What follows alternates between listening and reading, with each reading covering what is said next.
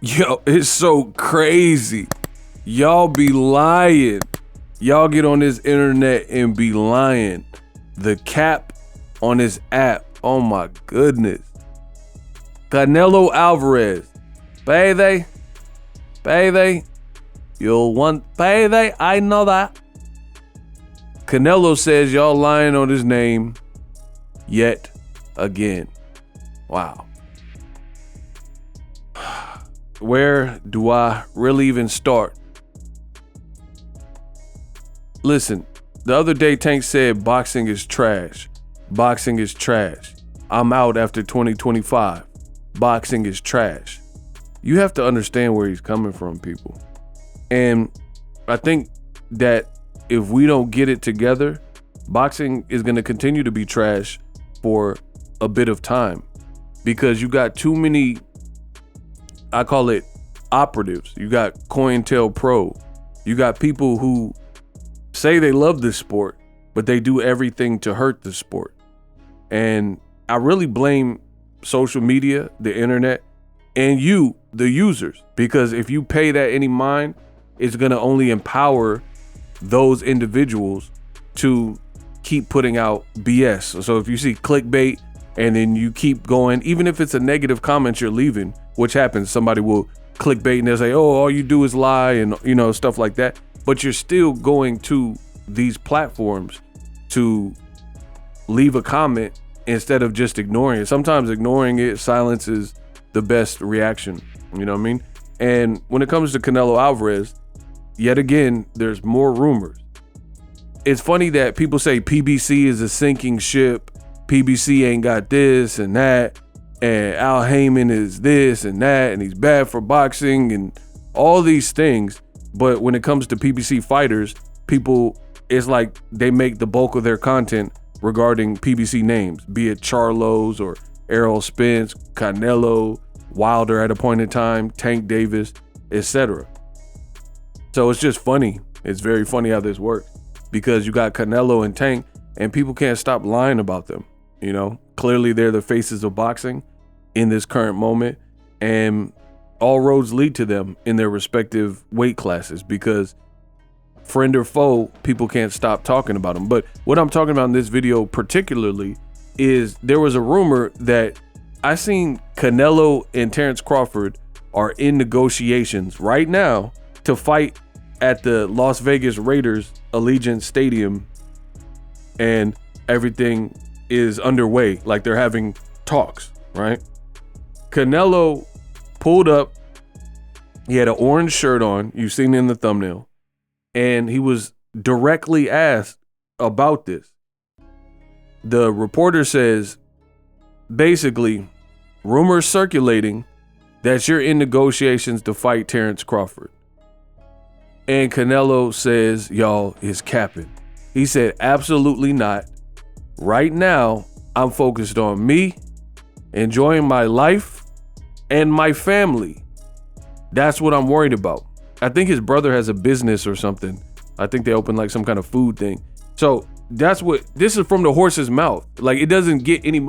First of all, when we talk about Canelo, baby, and Terence Crawford, Canelo's the A side. So it doesn't really matter because Canelo's the A side. So nothing you hear from anybody else really matters except for Canelo, because we know he's earned his position. He's earned his stripes. He has his resume. So at the end of the day, Canelo can pick and choose, and he's in that kind of privileged position of being a super A side where, he can make things happen for himself.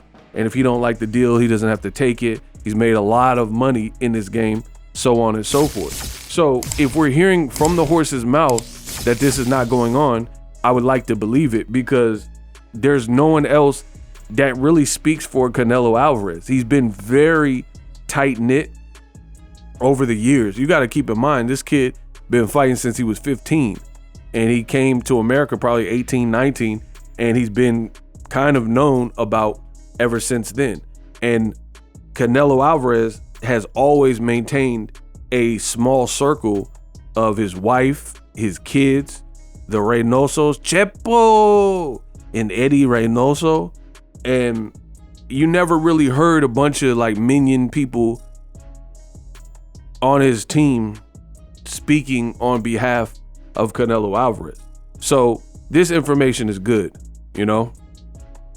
I don't know where these alleged rumors are coming from, but it makes the sport of boxing look so pathetic. It truly does, because it's like the internet and the boxing world is one big high school, right? Where, oh, I heard so-and-so slept with so-and-so. I heard so-and-so, you know, got abused, and it's just all this gossipy stuff. And it would be one thing if it was gossipy and accurate. Like, so-and-so is pregnant, and then come to find out Cindy Lou really is pregnant. But what we're seeing in boxing is the exact opposite. People are saying that Cindy Lou is pregnant, and then come to find out she a virgin, and she's not.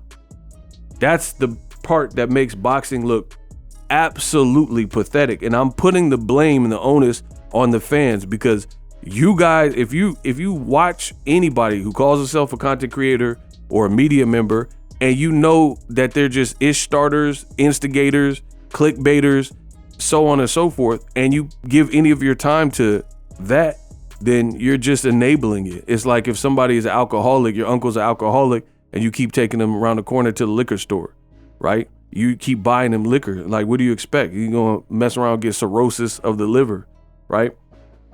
And that's what's happening in boxing. It's like cirrhosis. It's cirrhosis. Boxing information. I feel bad for people who love the sport of boxing but don't know much about it, or the casuals, because this day and age, it becomes so impossible if you're new and you don't know what's going on and you're not really tapped in, because you got people with lives, people with wives, people with kids, people with jobs, you know, people who do construction. There's all kinds of stuff that people are doing with their lives, so they can't just sit around and really digest every piece of boxing news. Me, I'm fortunate. I'm one of the fortunate few, because this is my job. This is what I made into a career, and it's treated me well. You know what I mean? So I have the time to study boxing and be well informed and stuff like that. But I really feel bad for the people who like it, or the new people, because it has to be confusing. Every other day you go to the different platforms and you'll read Virgil Ortiz and Jaron Ennis are fighting, and then come to find out the fight falls apart. Oh, Terence Crawford and Canelo are in negotiations for May. I've already made a video about it. Turkey said that Crawford won't be available till at least May or after that, right? Because he said he has a small injury and health issue. We don't even know what that is, because Crawford ain't really said nothing. Only thing Crawford said is 2025, I want to show the world how great I am, something like that. And I think people ran with this stuff and assumed, oh, okay, he's not going to be on the February card. And that's another thing. They lied and said that Crawford and Shakur initially, they said they're both going to be on that Riyadh season card in February 22nd. And then now we know Crawford's not on that card. They said Shakur is going to fight Zepeda, and then we know that fight fell apart, right? This is what boxing fans got to deal with. And then now they're saying that Crawford and Canelo are going to fight. Listen, I'm not even really big on the fight. I've already said that from jump, you know, but if it does happen and Canelo happens to select Terence Crawford, you know, it is what it is. If people love it and Canelo wants it and Crawford wants it, it is what it is. But me personally, I really could care less about that fight. Not a big fan of weight class jumping. Crawford had one fight at 54. He looked a bit more human, and it was a tough fight with Israel Madrimov. Who wants to see a person who really hasn't cleaned house at 54 bypass 160, 168 and just go for a shot at Canelo? You know, I don't really like what that represents, but that's my personal opinion. But either way, Canelo says it's cap. He said he ain't in negotiation with nobody. He'll probably get into like boxing talks about the future of his career in January. And the other thing is he's working with PBC.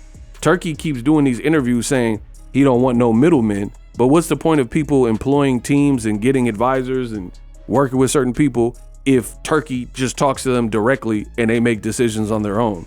So I don't know how this is going to work. I don't know how it's going to play out, but stay tuned.